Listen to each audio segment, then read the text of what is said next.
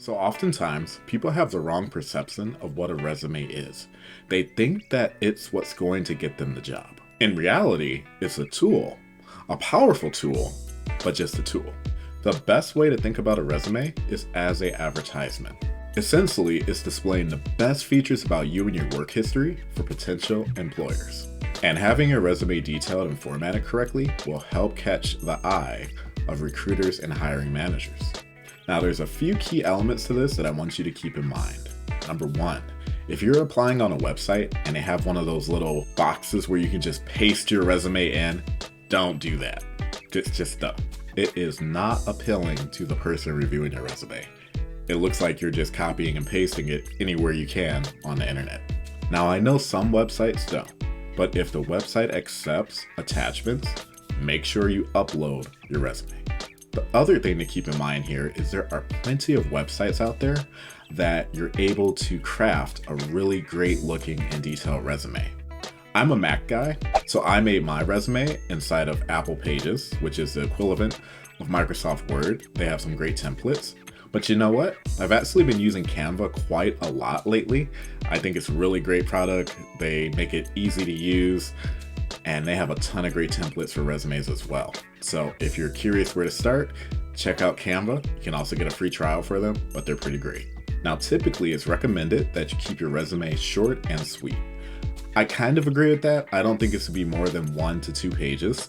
Most people would say everything should fit on 1 page, but if you've been with a company for a long time and your work history there is extensive, starting from the ground up all the way to the highest level, I would detail all that out. That's what I did on mine, and it's worked for me great so far.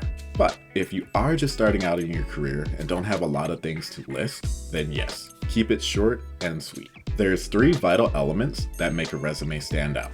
Number 1 is going to be your professional summary. Number 2 is going to be your work history. And number 3 is going to be your accomplishments. My professional summary reads like this.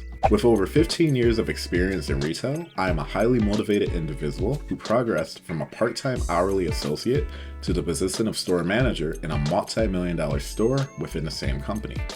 In 2019, my store was recognized as the top performing store in the region.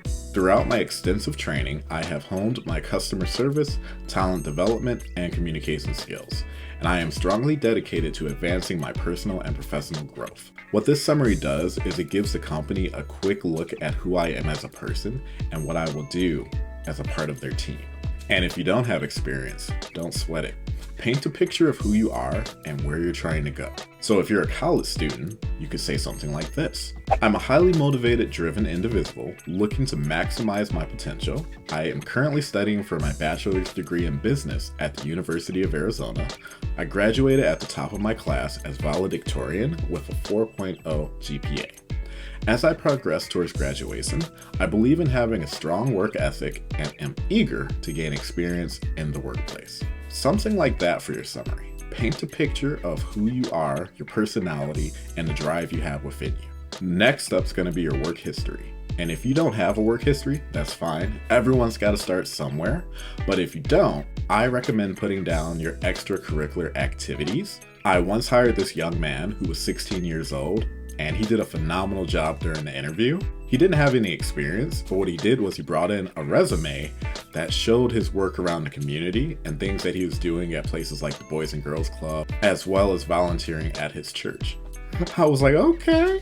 That young man did such an outstanding job that when my bosses came in to visit my store and met him, they told me to keep an eye on him for future growth and future promotion opportunities. And he was just a seasonal employee, so you definitely can do this. Now, if you do have work experience, I usually do the following format: company name and years worked, position held, work history, and then your accomplishments. So let's break down each section. On my resume for work history, I have hiring, training, and supervising 75 plus associates in a $12 million volume band store. Provided mentorship to other managers, supporting them in achieving their next career milestones weekly. Delivered high-level customer service that effectively met the needs and expectations of customers. And then for accomplishments, I have promoted to store manager. We were recognized as a top performing store in the region in 2019. As a team at Store Number, we experienced significant sales growth and ended the 2019 fiscal year with an increase in volume band from $6.5 million to over $9 million. Promoted again to store manager of a $12 million volume band store in 2020. This has been the format that's worked for me, that when I had it listed on LinkedIn that I was open to work, I was constantly getting in-mail from recruiters and hiring managers at least wanting to have a conversation to see if I might be a good fit for their company. When listing your work history, you're aiming for the strongest examples from your career that you held in that position. And then to add a little icing to the cake, you're adding in some of those strong accomplishments you achieved while at the company. And then 2 other career strats I have for you is 1, putting down relevant experience. So for instance, if you worked at a bank and you were a teller and you were doing a great job, that's awesome. But then you're applying for a job as a sales engineer at a software company, that might not really make sense to put on your resume, maybe dealing with customers or so forth, but if you're becoming an engineer, those 2 things don't really line up. So try to keep it relevant. The other strat I have for you is, if you have a ton of experience, but they're all very short, so like you work seasonal for 3 months, then you move to another job for 6 months, then you move to another job as a part-timer for 1 year, then you left that job and you started another one for 6 months, leave that off your resume. There are some exceptions to that rule, but it's mostly if you're scaling at a company. So for instance, when I was a store manager, I had the privilege of attending a workshop of this one gentleman who was a district manager at the time. And when he left our company, I was watching his growth on LinkedIn. He joined another company as a district manager, stayed there for 1 year, then left, went to another company, became a regional director, stayed there for 1 year, then left, and at his next position, he was the vice president.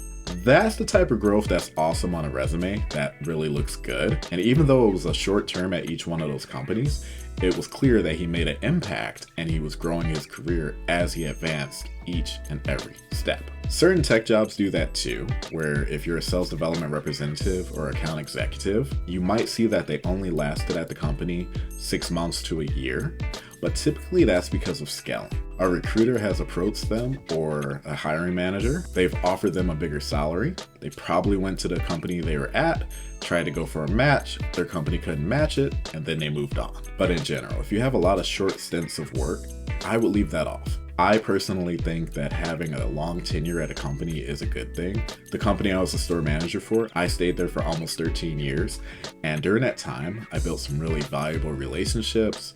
I became a subject matters expert, and I gained so much experience. With the FTC banning non-competes this year, however, I'm sure a lot of you guys are going to be getting approached with offers for other companies. If you do, and you really love the company you're at, I would say talk to your current employer and let them know, hey, I got this offer over here, and I want to see if you guys can match it. A good person to talk to about that is, again, I've mentioned her in past videos, recruiter cousin, Shanae.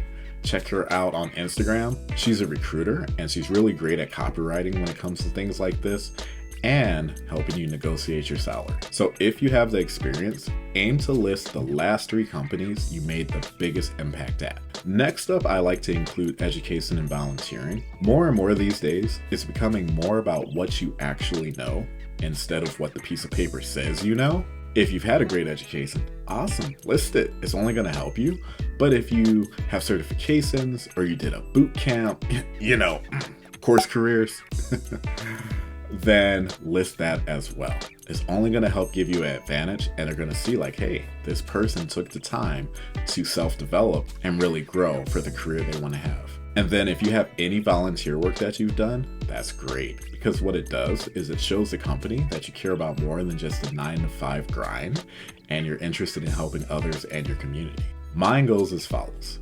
I helped organize, facilitate, and assist in fundraising efforts to support the organization's mission and program yearly to better our youth's future. The final piece of the puzzle is references, and I usually like to put down available at request. What this does is it gives them a reason to reach out, especially if you're progressing in the interview process and you're getting towards the end.